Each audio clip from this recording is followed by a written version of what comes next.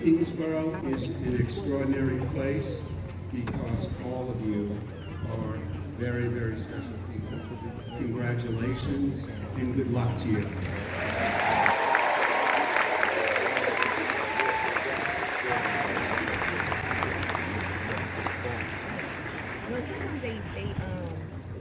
So we are fortunate, you know, Medgar Evers had the former Secretary of State, Brooklyn had Bernie Sanders. They only had one keynote speaker.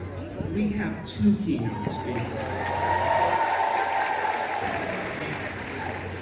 Our first speaker, the Honorable Eric Adams, has served New Yorkers for more than 3 decades as a police officer, state senator, and now Eric is Brooklyn's borough president. Eric was born in Brownsville, educated in our city's public schools, and just like you, is a CUNY graduate. He graduated from City Tech and John Jay College. Borough President Adams is the highest ranking elected official in America's 4th largest city. Take a guess what America's 4th largest city is. Brooklyn. Eric organized support against NYPD's stop and frisk policy. He's led efforts on behalf of gun control, gender discrimination, domestic violence, elder abuse, racial profiling, a woman's right to choose, as well as many other quality of life issues. Borough President Adams is definitely a roll-up-your-sleeves kind of guy, and he always stands up and speaks up for the betterment of Brooklyn and beyond. And just so you know, Eric, of course, is a Brooklynite. He's a neighbor of ours, living in Bed-Stuy. It gives me great pleasure to introduce Brooklyn's Borough President, the Honorable Eric Adams.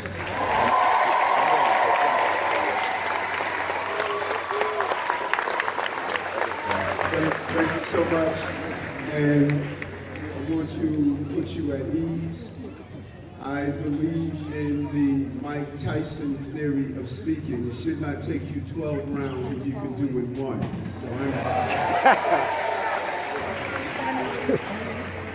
So these graduations mean so much to me. I am not the honorable one, you are. I am not elected to be served, I'm elected to serve.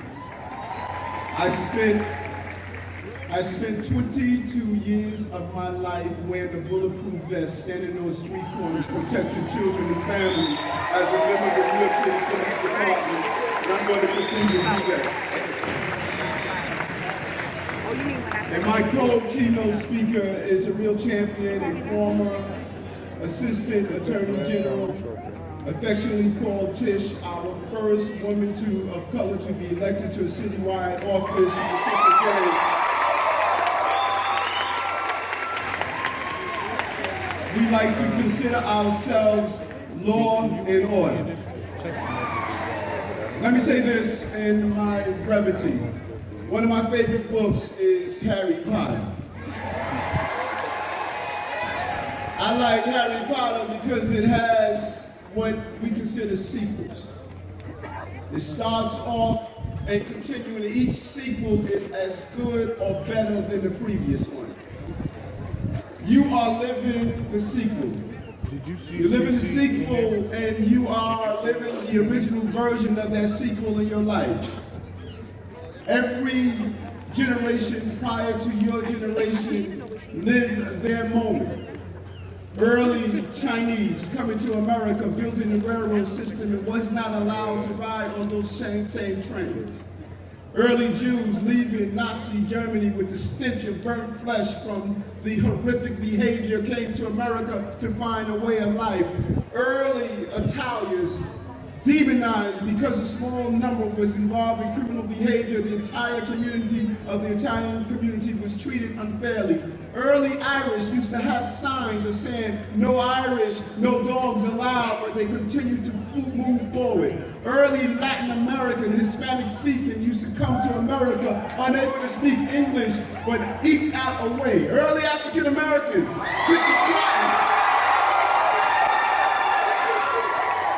picking cotton and couldn't wear the clothing that the cotton was picking from. Early Caribbeans leaving family members home but coming to America finding a way to survive. Even our Muslim brothers and sisters who are here today are treated unfairly merely because of their religious belief.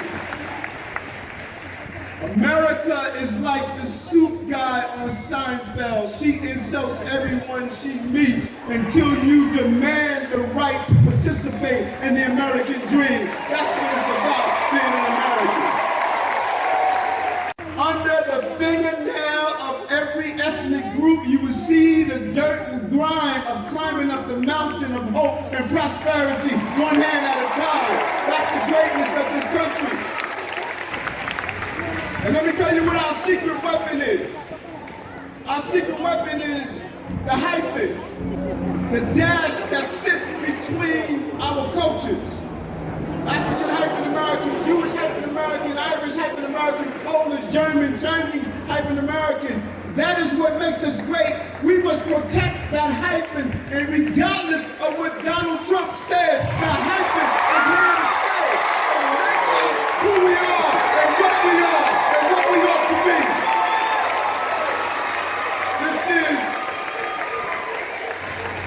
This is your epic now. And I'm gonna tell you there are 3 things I believe you need to do to ensure your moment is just as good or better than the series that came before you. Number 1, you have to enhance and celebrate the diversity in your life. School and learning is not merely what takes place in the sterilized environment of a classroom. Visit a mosque, a synagogue, a Baptist church, a Buddhist temple. Learn why someone wears a hijab, a yarmulke, a kufi. Enroll in different languages, have different friends, eat different foods, visit different locations. Experience the fullness of life. Don't embrace the anti-Christopher Columbus theory, believing if you leave Brooklyn, you're gonna fall off the globe. No, that's not the reality. Appreciate the beauty of diversity in life and what it has to offer. Number 2, gotta look the part. Gotta hear me on this.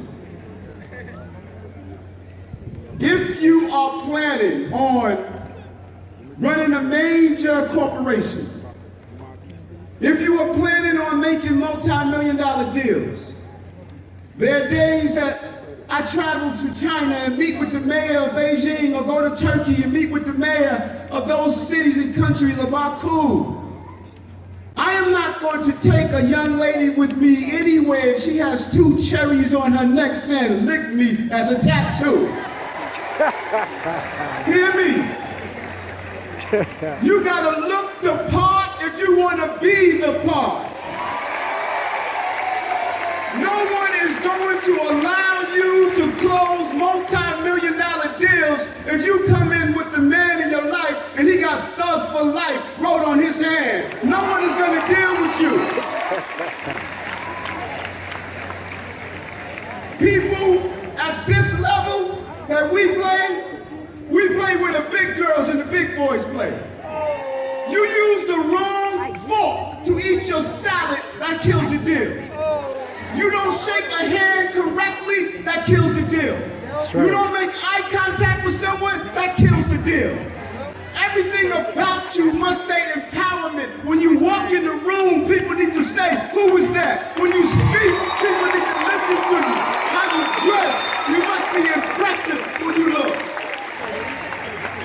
Now, if you want to be in the boiler room and not the boardroom, do what you want. But if you want to play where the big boys and the big girls play and change corporations and make multi-million and billion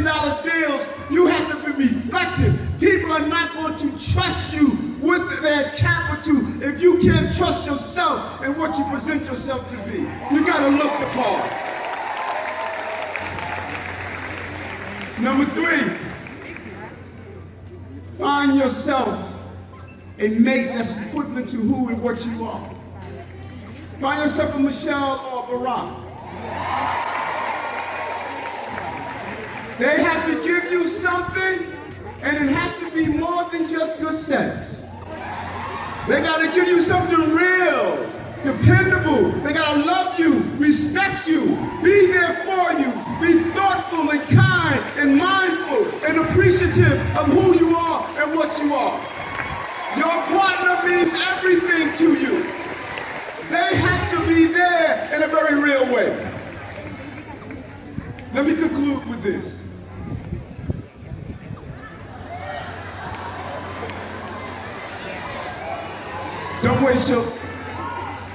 Don't waste your life.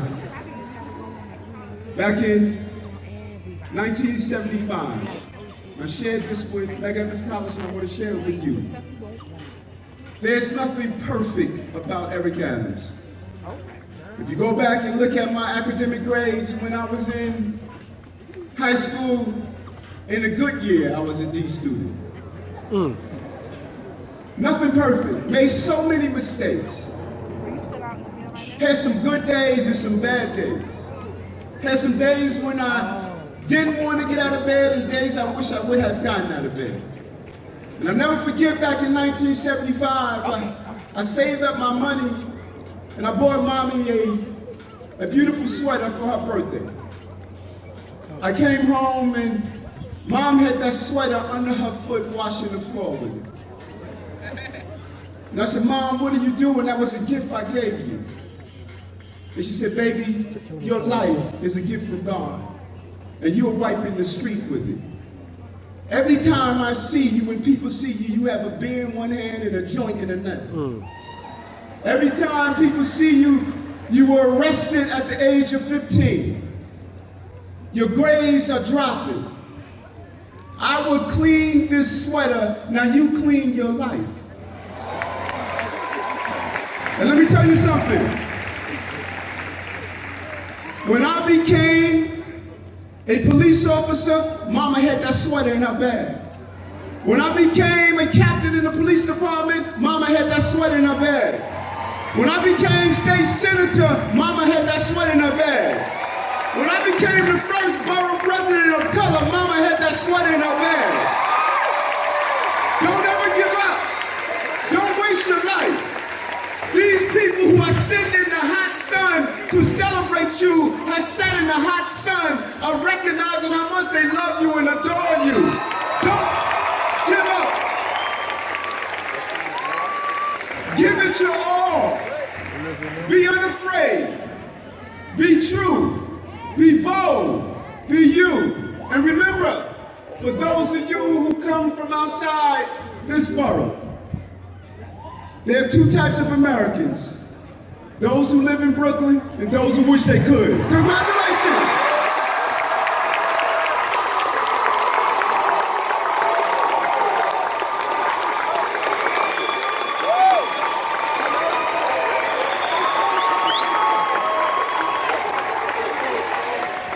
She's the second highest ranking elected official in New York City. Public Advocate James made history in 2014 by becoming the first woman of color to hold a citywide elected office in New York City.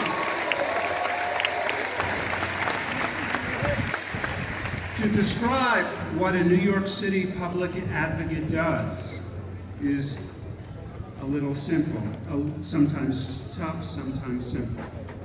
Letitia James gets in the way every day, 24 hours a day, 7 days a week.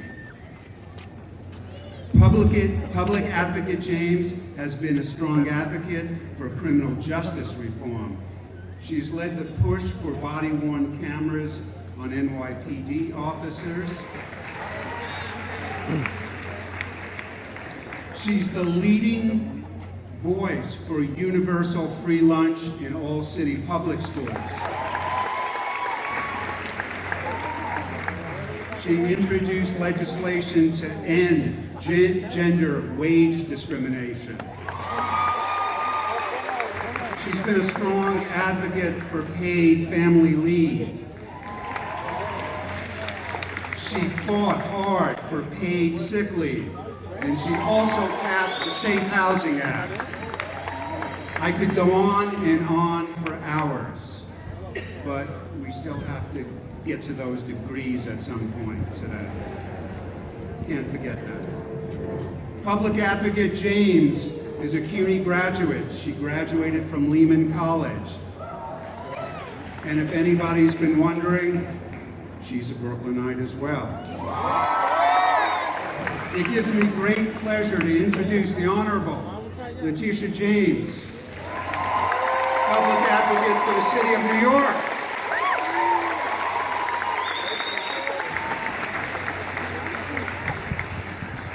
You started from the bottom and now you're here.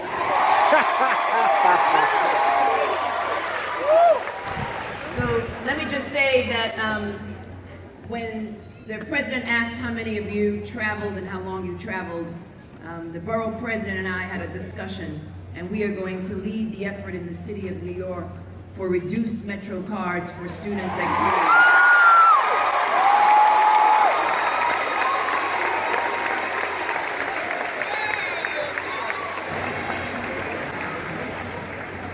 And when law and order get together, I can tell you, we usually get things done.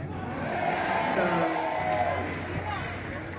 and let me also say that all of the individuals who stood up when the president asked how many were born from another country, let me just say this, that this is what democracy looks like.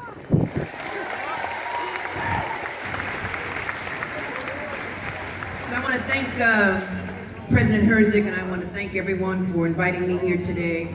I want to thank all of the professors and all the parents. But let me just say, I want to also recognize everyone who has contributed to make this day possible.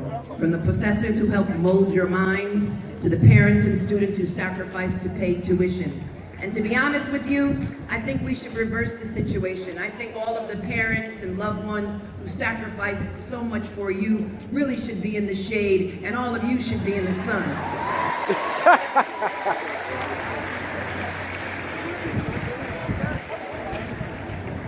I think all of you need to thank your parents and all of those who prayed for you, and all of those who supported you, and all of those who gave you money when you were broke and busted and disgusted.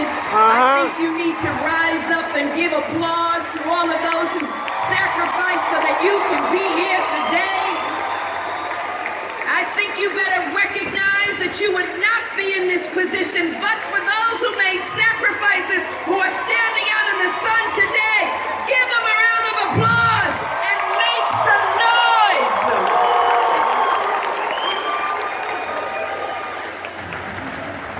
It's a huge achievement, don't get me wrong, and one that you will and you shall remember for the rest of your lives. It's a culmination of years, perhaps even decades of dedication and hard work.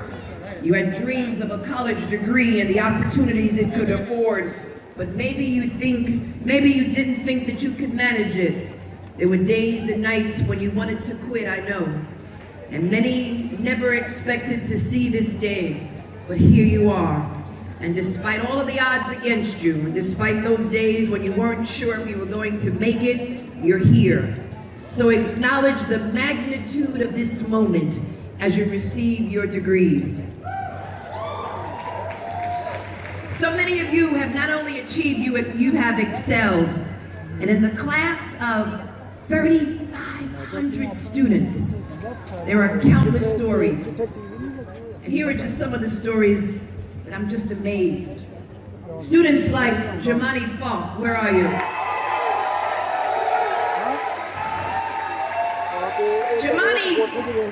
Jamani's an honor student. Stand up, Jamani. Wait.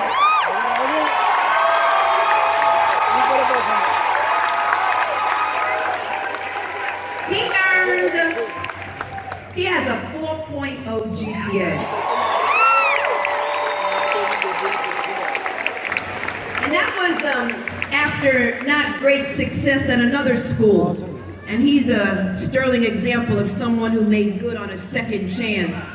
And we need to understand that we need to give others second chances. And what about, where is she? Tasha Wilson, where are you? Tasha Wilson. Let me tell you about Miss Wilson. She's a military widow whose husband died in Iraq while serving this country. And Tasha found the strength to start over.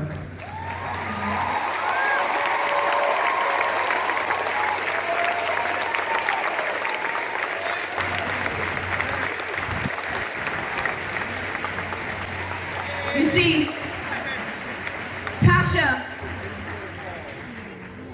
tears are okay, baby.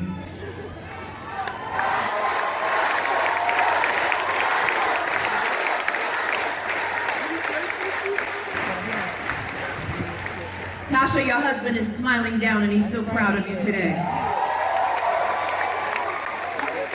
You see, Tasha found the strength to study mental health because when she graduates, she wants to help veterans who are suffering from post-traumatic stress disorder.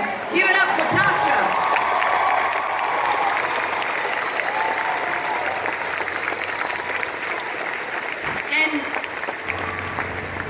And where's Clara Deriska? Where's Clara? Clara? Where are you? I know you're here. Clara escaped a dangerous country, and she came to the United States of America to obtain a green card, and is now on her way to achieving her dream of becoming a pediatric nurse, thanks to Kingsborough College. And where's Sydney Joseph at? Where's Sydney? Sydney started at another school, but left depressed and unmotivated. He started again at Kingsborough and found his footing. He became captain of the basketball team and he completed his degree while working full-time. And lastly, scholars, you gotta give it up to the mother and son team who are graduating today.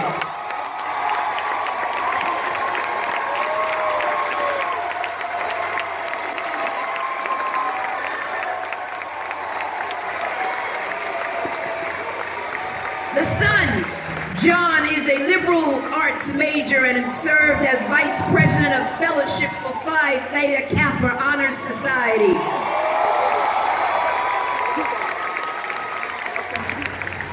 He is one of 55 nationwide this year to receive the prestigious Jack Kent Cook Undergraduate Transfer Scholarship,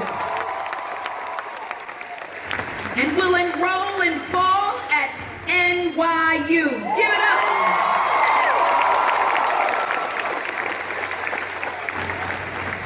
And John's mother, who's graduating with him and sitting right beside him, her name is Anna De Leon. Now, to all of the adults out there, Anna first enrolled in Kingsborough as a teenager, but she dropped out because she was young and she was defiant, and she didn't take college seriously. And now, this business administration major will attend Borough College in the fall.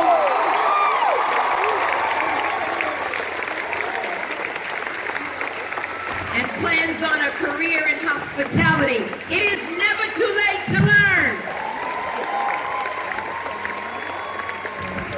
And all of you out there who are first-time graduates, English language learners, mothers, fathers, and parents, all of you who have made it, who work full-time, you're graduates, and therefore you should congratulate yourself for sticking with it and because you are here today. You are exceptional. And I could go on because each of you has a story. Each of you has made it today successfully. And for that, you all deserve your moment. And so today you can exhale, you can breathe, and And then after graduation, you can party. You are all on your way to success. Now, but let me just tell you, the higher education is so important. I stand before you as the public advocate of the city of New York. And yes, I am the first woman of color who's been elected citywide, but that means nothing. It means nothing.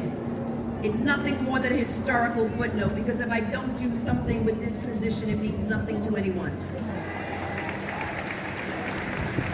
But I also stand before you as someone whose mother was once on public assistance, one of 8. I stand before you as the public advocate, but also I stand before you as a lawyer, because I recognize the importance of education.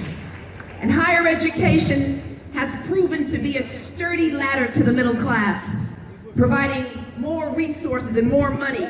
$830,000 more over a lifetime for college graduates than those with just a high school diploma. It will result in lower unemployment and access to better jobs and a career. And so you must continue on your journey for success and independence. And so today is a critical benchmark in your journey towards a bachelor's degree and beyond. No excuses. Because, and this is not only to the graduates and the scholars, but to all of us here, no excuses.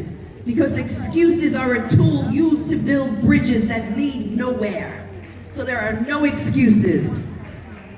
And education is a continuum. It is not a means to an end, a process to an end. It must continue all throughout your life. You've worked hard for your shot at the American dream, all of you. And I know that all of you, particularly immigrants who have faced, unfortunately, a very hostile political climate. And I know there are those out there who are threatening to snatch the promise of success out from under you before it is fully realized. And I know you fear falling victim to the misinformation campaign fueled by exaggerations and misstatement and outright lies that target and scapegoat immigrants as the source of America's biggest problems.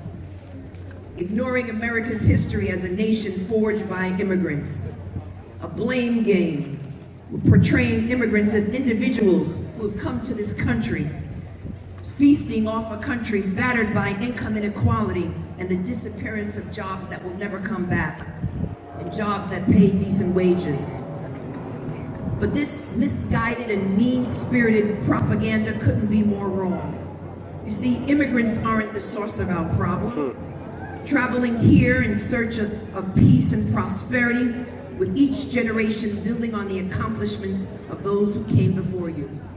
This is a country of opportunity, founded on the principles that everyone should be treated with dignity and respect, regardless of the color of their skin, their gender, their religion, or their immigration status. And so we need to say it loud, and we need to say it clear, that immigrants and refugees are welcomed here.